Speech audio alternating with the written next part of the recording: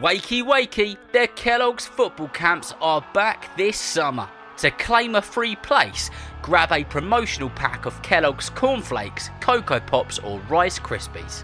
More information is available via the link in the description of this episode. Would you like to score epic goals like Erling Haaland, Alessia Russo or Kylian Mbappe? Well, look no further than the Score Like a Striker book. The first book in a fantastic new series from the best-selling author Ben Littleton, whose previous books include the likes of 12 Yards, Edge and the smash hit Football School series. If you haven't already, then listen to the episode which I've done with Ben, and a link to buy that very book is in the description of that episode. So, what are you waiting for? Grab yourself a book, listen to that episode, and score like a striker.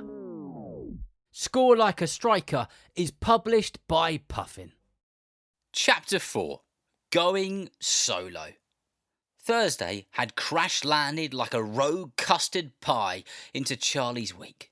1 minute he was swimming in a dream sea of triple chocolate cheesecake with sprinkles that tasted of actual happiness. The next, he was knee-deep in a mystery, so baffling it could make a badger wear a tutu. He'd even acquired a ridiculous nickname, Olaf, and sported more disguises than a chameleon in a paint factory. And let's not forget the unexpected tumble down a secret slide that ended with a rather glamorous Rottweiler sporting a shade of lipstick that would make even the Queen raise an eyebrow. Honestly, it was the kind of week that would make your sock spontaneously do a little dance. But Charlie, whose passion for football was so intense it could power a small village, knew that missing trophy needed rescuing. So, there was Lady Patricia, posh as a teacup, and her equally posh pooch, also called Patricia, which was frankly confusing. Then there was William, with William's wondrous whatnots, but a new player had shuffled onto the pitch of Charlie's thoughts. The man who whistled about his sesame seed soup. Sesame seed soup. Sesame seed soup. That sound echoed in Charlie's ears as he wrestled himself out of bed. Right, he muttered, his duvet resembling a crumbled football net. We've got Lady Patricia and her pearl-wearing pooch sussed. I think anyway, said Charlie. Then we've got William's wondrous whatnots, which is definitely hiding something fishy. But the soup whistler, he vanished like a fart in a hurricane. Charlie knew he had to unearth the secrets of the man who whistled about his sesame seed soup. And he certainly wasn't finished with William and his wondrous whatnots. So Charlie stuck on yet another one of his grass-stained football kits. His brain buzzed like a swarm of angry bees trapped in a biscuit tin. Downstairs, breakfast was a blur of toast soldiers and mumbled good mornings.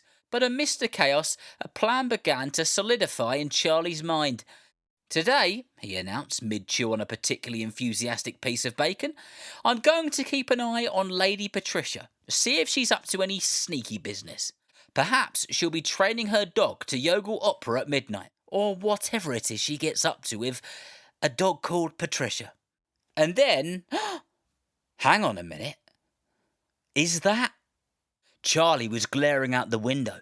He couldn't believe who he had just seen. That's not who I think it is it? My goodness, Charlie thought. It's him. The man who whistled about his sesame seed soup, with his long hair and that brown coat which had seen better days.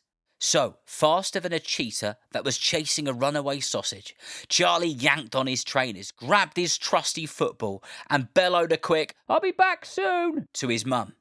He burst out of his driveway. The soup whistler was already halfway across the field when Charlie had got to the end of his drive. Right, Charlie thought, his football tucked under his arm like a secret weapon. Operation Follow That Soup Whistler. Let's go. Charlie tiptoed across the crunchy grass, trying to be as stealthy as a squirrel wearing fluffy slippers. But suddenly, the man spun around, his eyes staring right at Charlie. Had he heard Charlie's tummy rumbling? Charlie instantly launched into a dazzling display of dribbling with that football of his, weaving the ball in and out of his feet, throwing in a cheeky rainbow flick for good measure, all while inching closer. The man, looking even more suspicious and worried, got faster and faster and got further and further away from Charlie. Charlie darted right after him, knowing this might be the only chance to catch that slippery soup lover before that trophy was gone forever. The long brown coat disappeared through the trees like a ghostly sail. The man kept stopping and whipping round and staring at Charlie, and Charlie kept doing what he did best, rainbow flicks and keepy-uppies, keeping the man wondering whether he was following him or whether he was just following him with a football. Charlie saw the gap in the woods where the man walked through. With the football now under his arms again, he sprinted towards the woodland.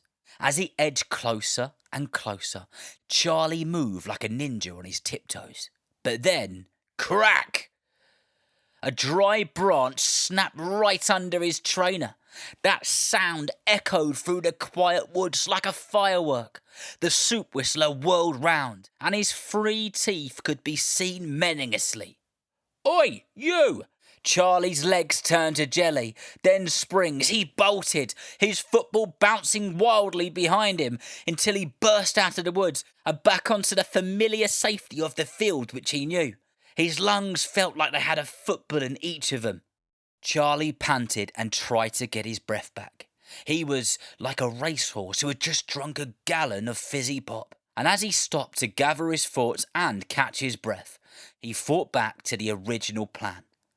Lady Patricia's peculiar pad awaited. So he marched towards 405 Twirler Avenue. When he eventually got to 405 Twirler Avenue, he knew exactly where to go. So he squeezed through that ever so tight gap in the fence and once again found himself on that slightly slanted patch of land that was, unbelievably, the roof of Lady Patricia's house. Everything was eerily quiet. Nothing seemed out of the ordinary, apart from the fact that there was still a whole house lurking beneath the lawn, but Charlie knew that. Suddenly, out of the blue, Patricia the dog appeared, but a string of rather eye-catching pink beads. She seemed to recognise Charlie, her tail giving a tentative wag.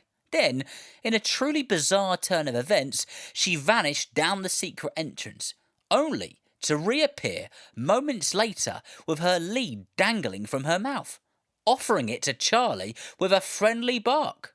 "Woof!" "Is there somewhere you want me to take you, Patricia?" Charlie asked.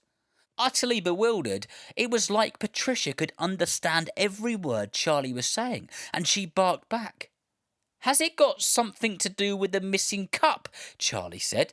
Patricia the dog barked with even more urgency, followed by an excited jiggle. Charlie unclipped the pink beads and attached the lead to Patricia's collar, and then let her take the reins, or rather, the lead. They squeezed back through that tight gap in the fence, Patricia pulling Charlie along with the determination of a truffle-hunting pig, until they emerged onto Twirler Avenue. Charlie spotted a neighbour across the road who had a sign outside their house, which read, "Free, please take whatever you wish." Among the things which you could take whatever you wished was a skateboard. Charlie grabbed the skateboard, hopped on, gripped Patricia's lead, and whoosh! They were off like a rocket.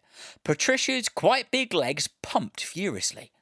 They whizzed down pavements, dodged bewildering shoppers, zoomed through a man's legs, causing him to drop his strawberry ice cream, flew through a head shaped like a grumpy badger, and finally skidded to a halt on a random patch of woodland.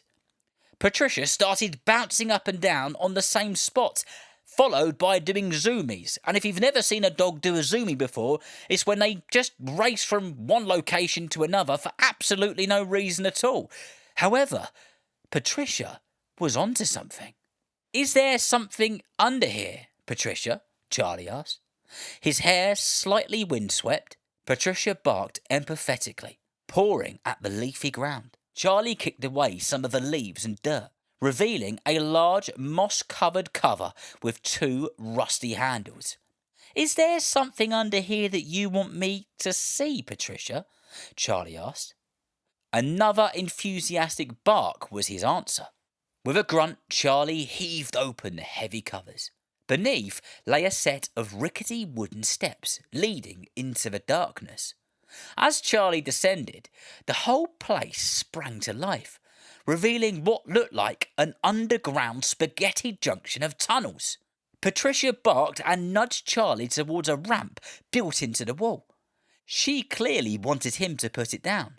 Charlie obliged, and Patricia zipped down it as if she owned the place. This definitely wasn't her first time down this ramp. Charlie folded the ramp and clambered back up to close the covers, plunging that entrance above back into a leafy obscurity. Looking around, Charlie started counting. 1, 2, 3, 4, 5. 5 different tunnels, which all went into the darkness. He had no idea what this place was. A secret badger burrow? A forgotten network of smugglers' tunnels? But Patricia, now strangely silent, nudged his foot and set off down one of the passages, glancing back as if to say, "Follow me and keep it snappy." This lipstick-wearing, bead-donning Rottweiler seemed to be onto something.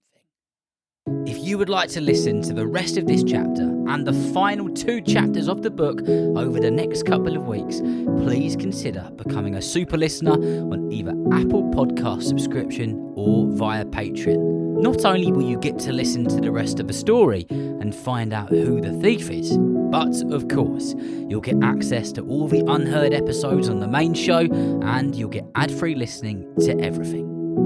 Sign up via the link in the description of this episode.